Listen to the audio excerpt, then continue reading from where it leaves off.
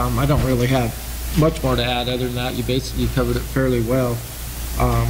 Originally, back in 2012, County Advisory Board, I was still sitting on the Eureka County Advisory Board at the time.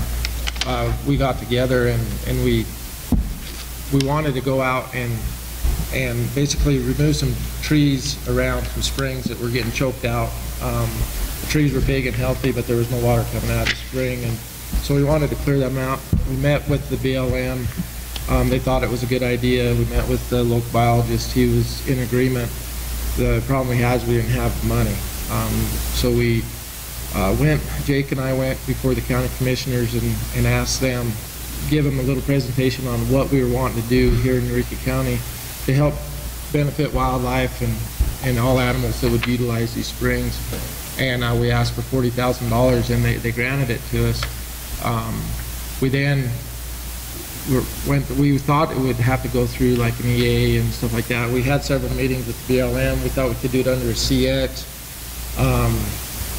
We would start down that road and then there would be some staff changes and people moving, and then they would fall back, and we were running into a few roadblocks, and so then it was redirected at private property because we didn't have to go through a lot of that, and a lot of the private property is in prime sage-grouse habitat. There's springs there, and the county advisory board's still working, and if you guys want to talk about it, everyone's welcome to come up.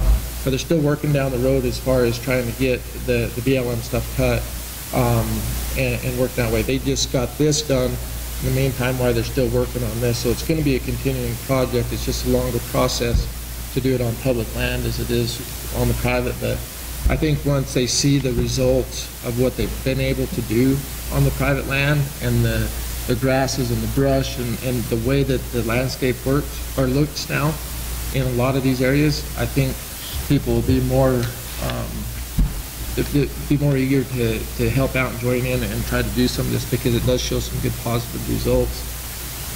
So again, my hat's off to the county advisory board for stepping up and kind of reaching outside of the box instead of the grind every meeting, just the commission agenda. They took another step and wanted to do something in the county to help and utilize their role as a wildlife advisory board to pursue some of this stuff, similar to what Gil's doing in Carson with the urban deer thing. And they're also going to work on some guzzler projects, and so they're doing a lot of good things, and I'm glad we have the guys here that we do, and I thank all of them. Okay. Anyone from the Eureka County Advisory Board want to come on up?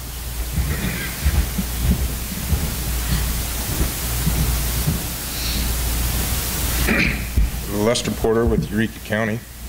A follow-up with what Chad had just said, how this project had kind of we had to go back to private property because of some of the public property issues.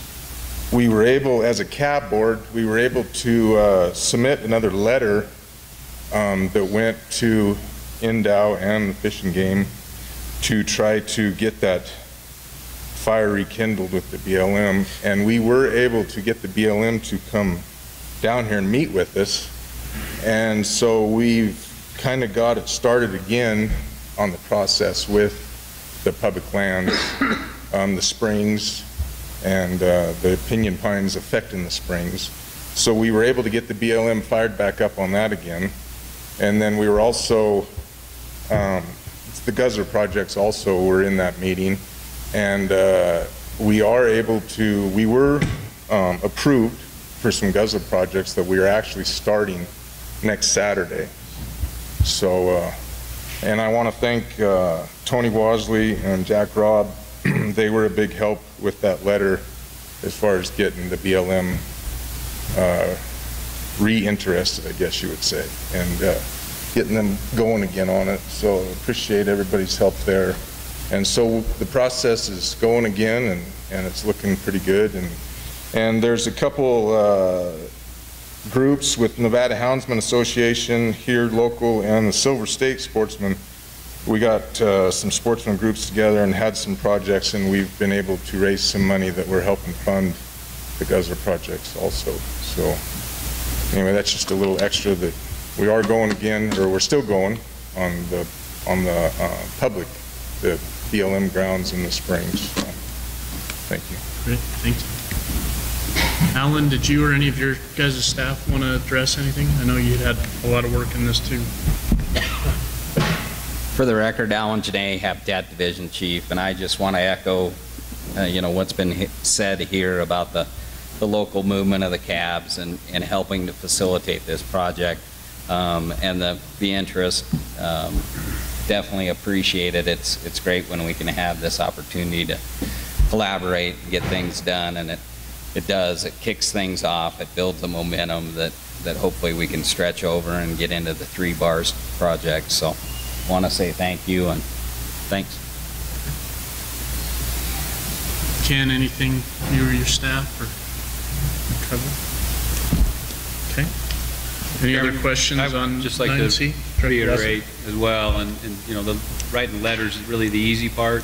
The hard part's finding the areas and getting it done. And I think that you look at the partnership and the funding, a lot of different sources of funding went into it, and I guess I'd like to thank Eureka County and their involvement and effort to kind of push this issue and keep it on our radar. I think it's a really good model for successful habitat treatments. I think it's a good model that other counties could follow as well. So thanks to Eureka County. Additional questions or discussion at this point? Okay. With that, big thank you.